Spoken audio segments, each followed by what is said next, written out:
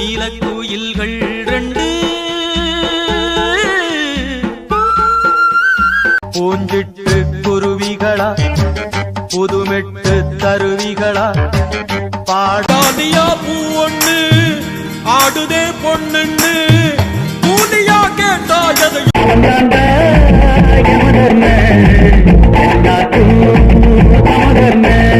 பாவங்களே மனுஷனெல்லாம் கங்கையிலே கழுவுறா